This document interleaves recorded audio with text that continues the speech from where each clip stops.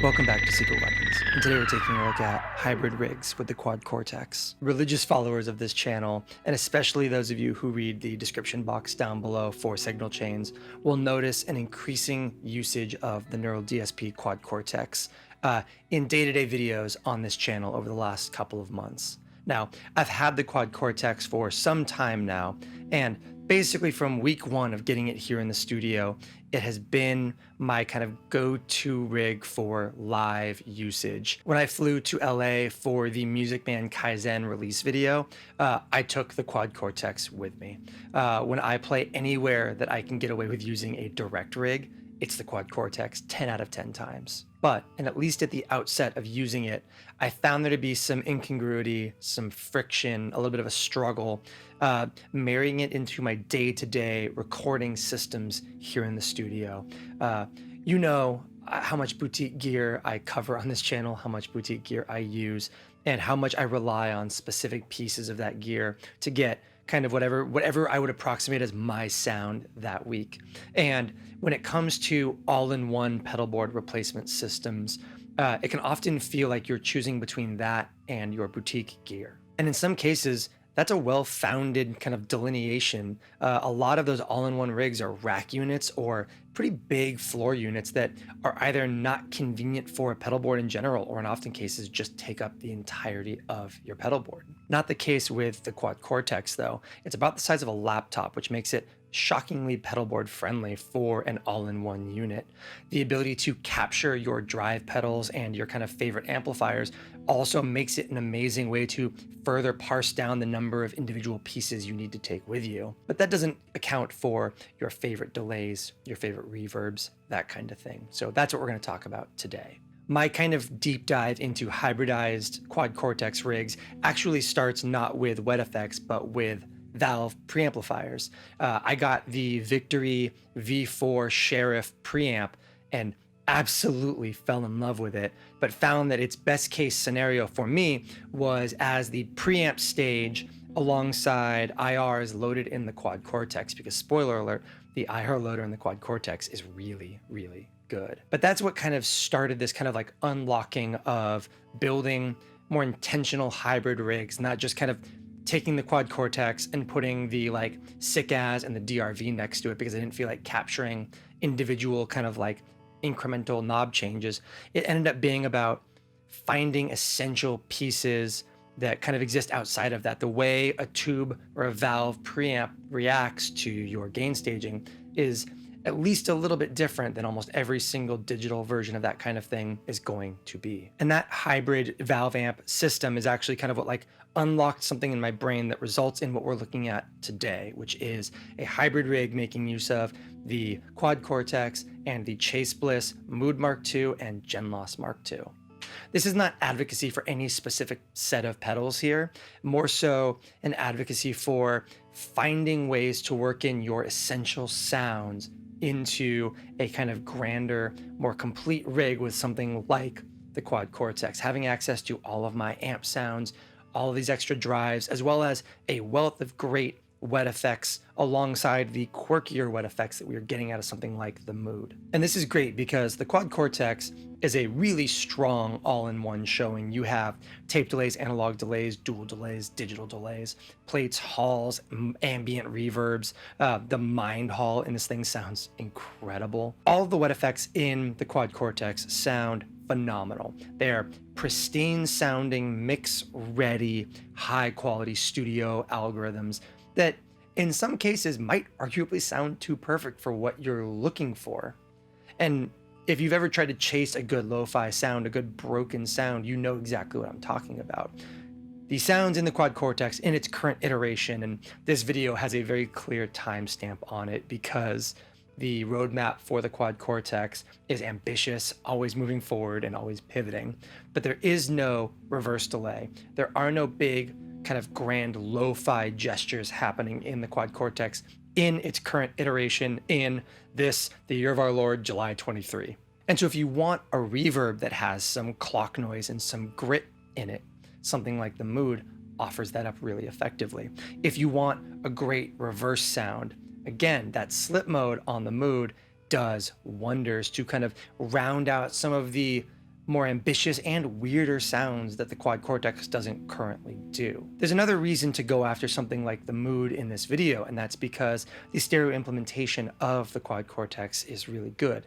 You have dual delays that kind of set two different subdivisions on left and right. You have, in the analog delay, a stereo widening Haas effect, and you have ping pong available across pretty much every stereo delay algorithm it has. But the Mood has panning delay, and panning delay is not something in the Quad Cortex in its current kind of like iteration. And you heard that to great effect on that intro track. During that down section in the middle of the song, there's that kind of broken reverse lo-fi guitar that's just drifting back and forth through the stereo field if you've got headphones on. And that's not panning in the DAW. That is all happening in the Mood. And all of this can, of course, be MIDI clocked together because these are all MIDI capable devices, giving you access to just a wider palette to work with. And it doesn't matter if it's the microcosm, the Mood, or your favorite delay or reverb instead. Having your sounds is crucial. Whether it's ambitious, lo-fi, great stereo image stuff like the Gen Loss, or just your very precise, specific tape delay that you like more than any other digital delay algorithm out there, having your sound is important for feeling like you when you play. But if you're somebody like me who has one of these all-in-one floor units, whether it's the Quad Cortex or one of the other ones out there, and you've found yourself like I did in that kind of like self-imposed walled garden of my big box controller is just for certain things, and then my carefully, preciously curated collection of boutique pedals is for this other thing, and never the twain shall meet. This might be a good opportunity to inspire you to experiment with that. Play with the effects loops in your big box controller. Find ways to kind of blur the lines between that carefully crafted and selected and finely tuned kind of analog delays, glitchy reverbs that you love so much, and that unit that you got because it does everything, and it does it all with excellence and convenience. Because if you can get yourself into a headspace to use this thing seamlessly, your ability to record, your ability to write new parts, your ability to take those sounds on the road with you gets way easier and way more inspiring. Okay, let's start off by talking about exactly what we have going on the pedal board itself. My guitar goes into the front of the Quad Cortex via this kind of little input jack on the side of the pedal board right here. It goes from there straight into input 1 on the Cortex, where we hit a noise gate, a compressor, a capture of my Benson germanium boost, and the freeze module in the Quad Cortex, and then a little. That right there is just a simple little kind of gain module that is mapped to this expression pedal for volume swells. So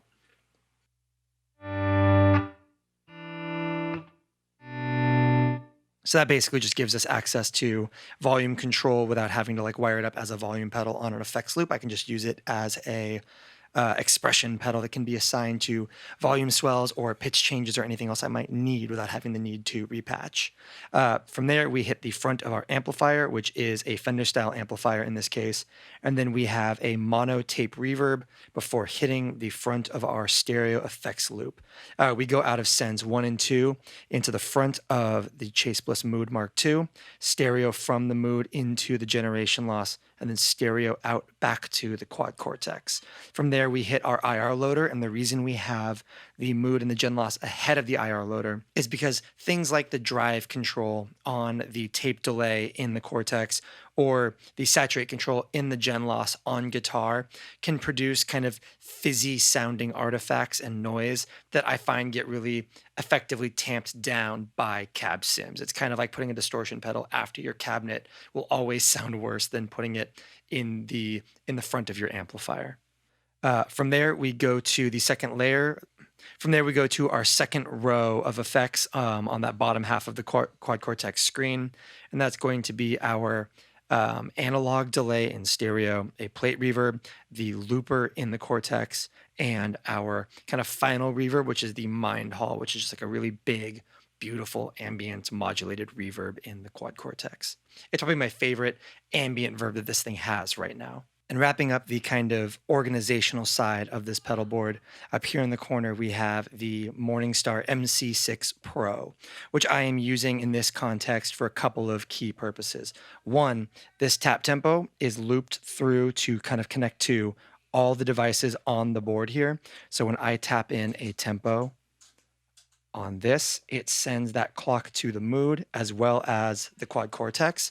And the reason it runs through this conduit by Strymon is not just to translate MIDI for the gen loss and the Mood, but also because the conduit has a USB-C cable input that allows me to take clock from my DAW and run it to all of these devices as well. So the conduit being downstream of the Mc6 Pro allows me to pull MIDI clock from a project or a session on my computer and apply it to the Mood, the gen loss, the Quad Cortex. If I had something like the hologram microcosm on this board, everything can be locked either to clock on the MIDI controller for live use or in the studio from my DAW all through this little interface right here, which I find incredibly useful. So before we get into the effects loop itself, let's go ahead and take a listen to some of those clean effects in the Quad Cortex, where they excel, and some of the ways in which, like I said, they're very clean and offer up these specific types of stereo image or mono image that I think complement well and play dynamically against the weirder and more esoteric stuff in these pedals really effectively. So here is our dry tone.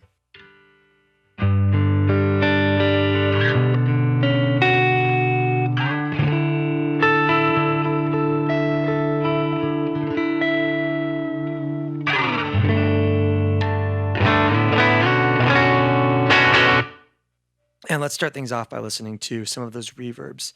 This is the Mind Hall, and it's the best.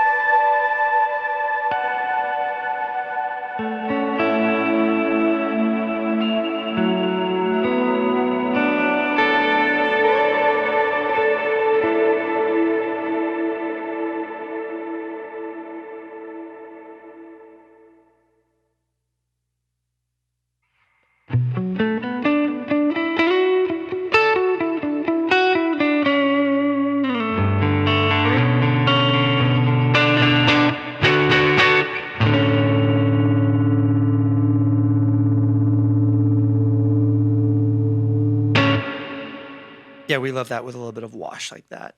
And conversely, you have your, where is it in my, I gotta find it first. There we go, plate reverb.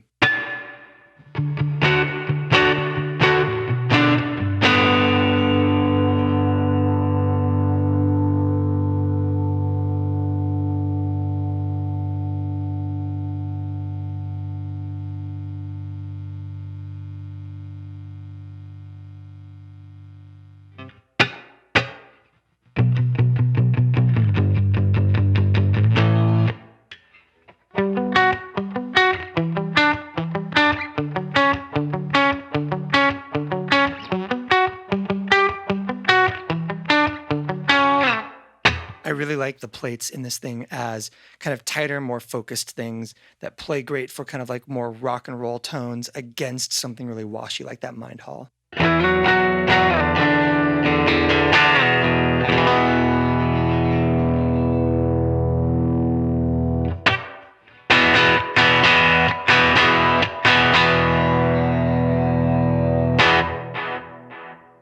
And there is the analog delay. What I love about the stereo image on this analog delay, and the reason I use it so much in the Quad Cortex, is for its stereo width control.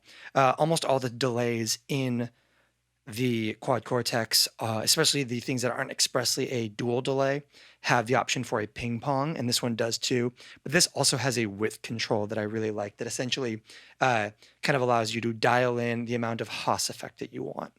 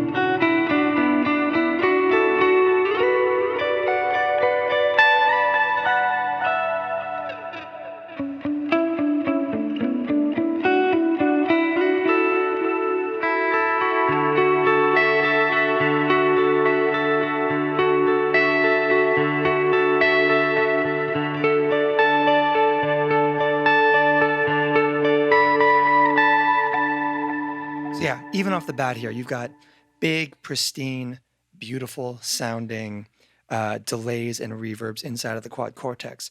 Really compelling mono and stereo images available throughout it, which I really love. So now let's take this kind of existing, beautiful, high fidelity ambient environment we've got.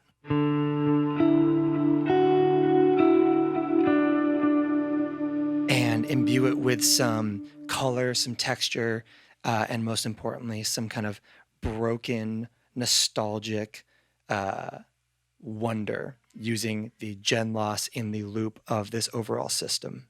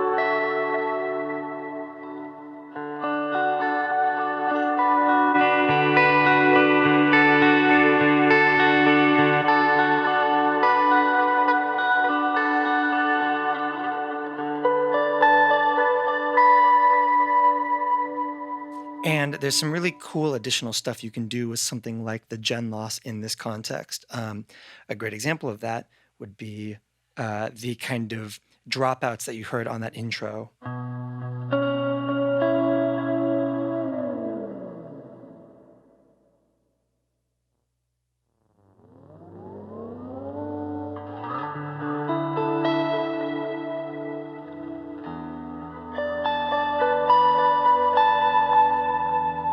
Another great thing is you have access to, in both of these pedals, kind of some more advanced stereo width effects.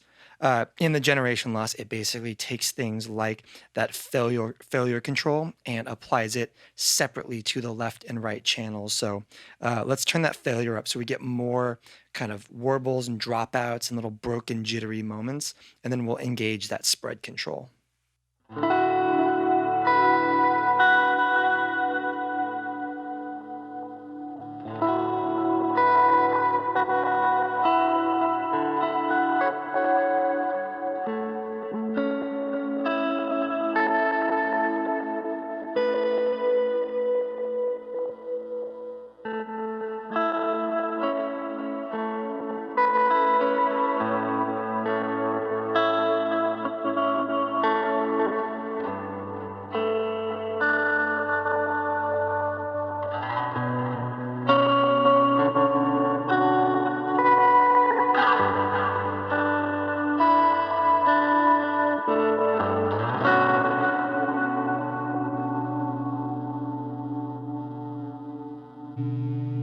And that can be really great for adding even just subtle kind of movement into things like that freeze control that you have on here. So like if you capture a little kind of high note thing,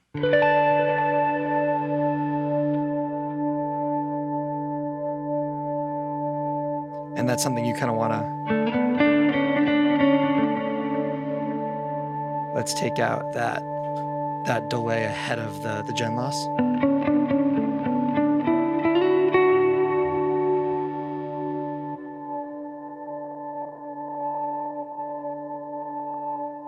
And the great thing about having things like the freeze, the gen loss, and this looper is you can take this kind of now more malleable moving freeze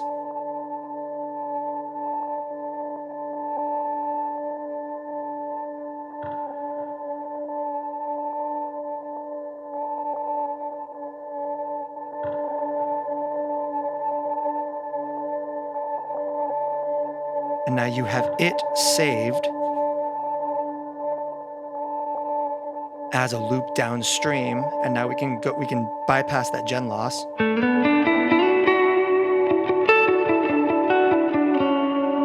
And rather than playing over a static version of that frozen note, you can now play over this version of it. And within that context, you can also then stack things into that even more.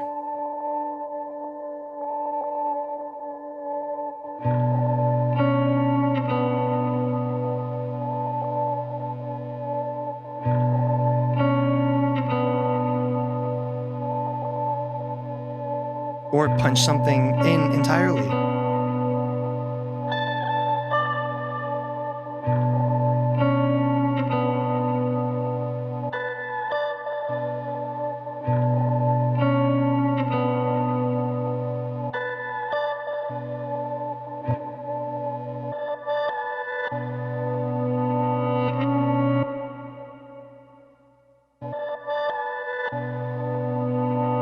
I forgot to turn my volume up.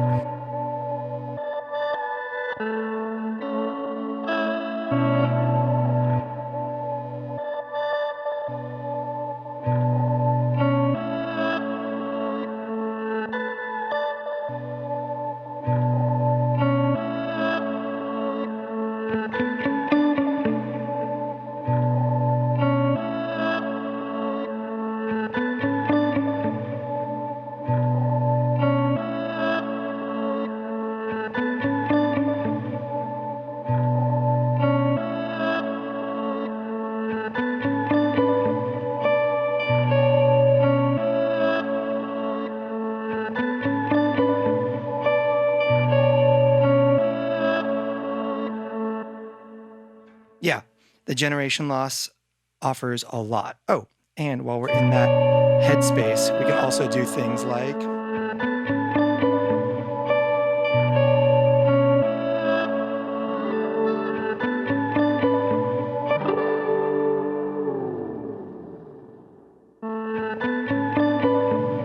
just all sorts of stuff.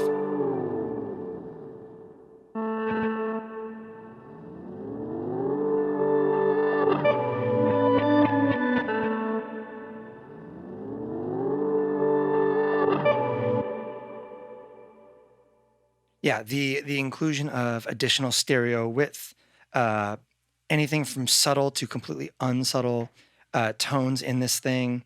It's just, let's even go over to the classic generation loss and listen to that.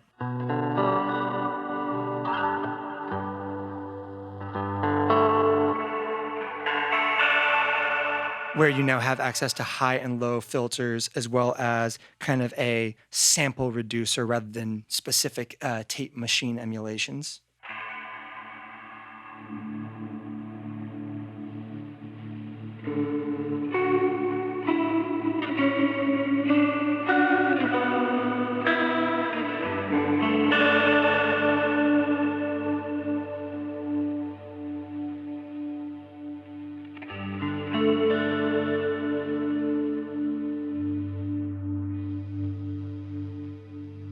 I mean, this is a great example of just being able to use something like this to get incredibly cool stereo movement with very little degradation.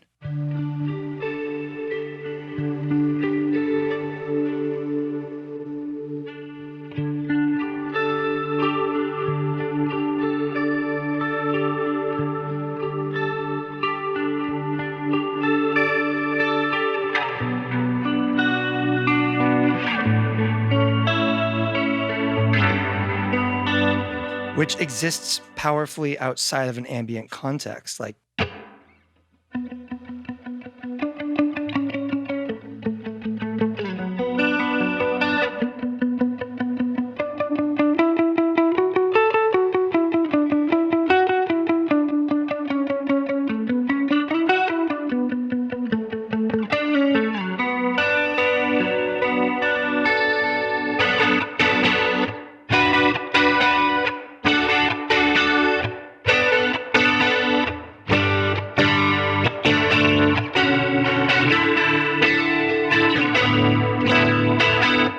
really, really cool. Okay, and the reason that I think the mood is such a powerful addition to some sort of quad cortex hybrid rig, not just for ambient music, but for kind of genre touch points in general. I mean, you heard on that intro track, the mission here was not to write some formless ambient thing. It was to utilize all these tools together for writing that covers a range of genres and touch points, everything from incredibly slow moving lo-fi kind of drifting ambience all the way through fairly specific driving guitar parts. We made a lot of use of octave up reverse stuff even in the heavier moments of that outro, and a lot of that comes from the mood. And the mood is great because it offers not just things that at time of recording the Cortex doesn't have, like reverse effects, like real-time reverse effects, like the slip mode, but it also just offers you some really strikingly character-filled lo-fi reverb sounds. So let's kind of dial up a low clock ambient reverb on the mood and kind of show how it can kind of be a great counterbalance to something like that really beautiful Mind Hall.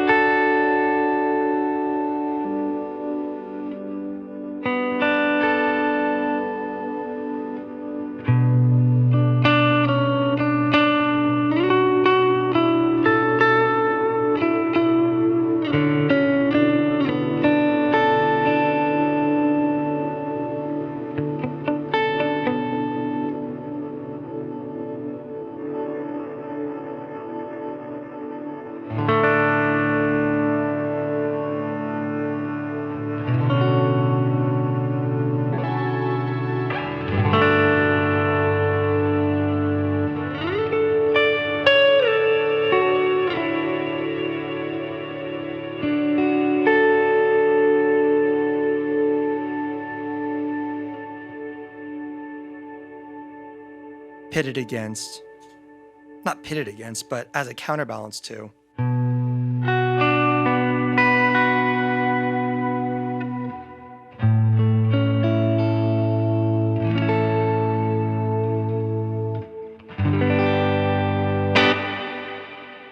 And even outside of that lo-fi thing, there is just a different texture to that. It's a different flavor of reverb available to you, and one that also has diffusion, which is really helpful.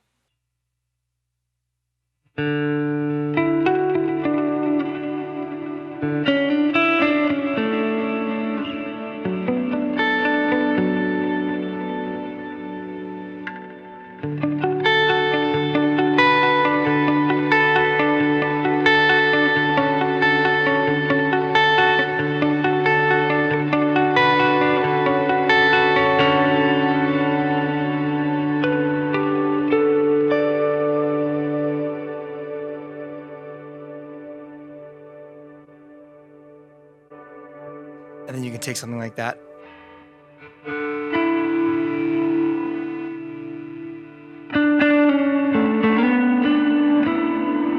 and break it up even further.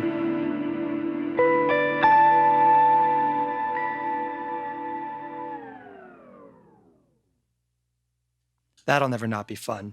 We're going to do that like 1,000 times in this video because how do you not? But like I said, it's not just about having an additional flavor of reverb alongside the, I don't know, dozen or so reverbs already in the Quad Cortex.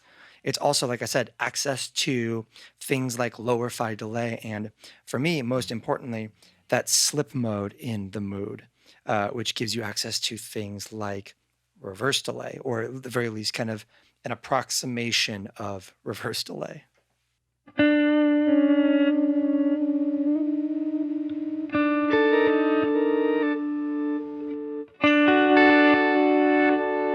By the way, slip mode is famously finicky about getting unity pitch, and the Mood Mark II makes it way easier than the Mood Mark I did.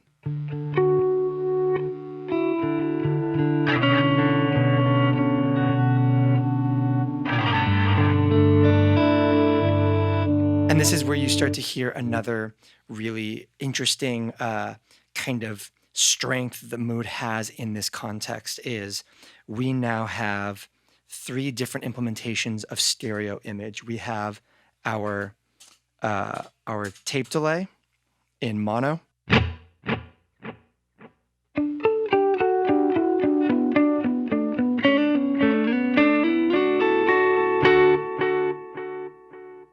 We have our analog delay, which has Haas affected kind of widening.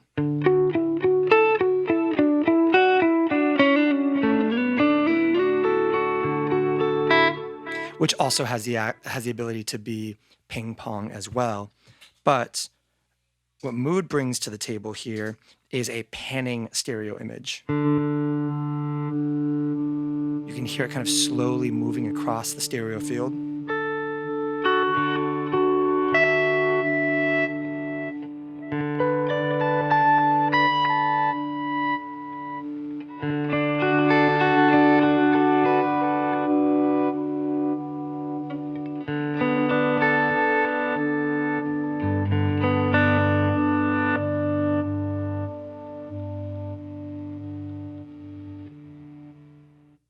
And again, this is another situation where you can take something like Freeze or the music you're already playing and further manipulate it in fascinating ways. So let's go ahead and freeze. Once again, just a chord in the Freeze module in the Cortex.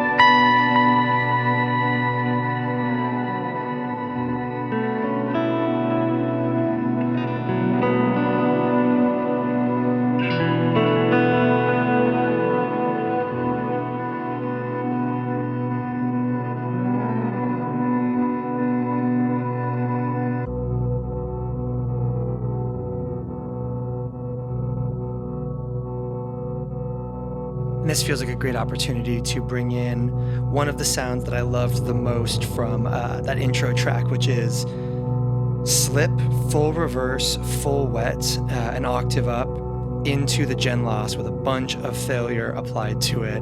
So just really broken sounding, allowing this like really dusty old recording to slowly kind of pan back and forth up an octave up.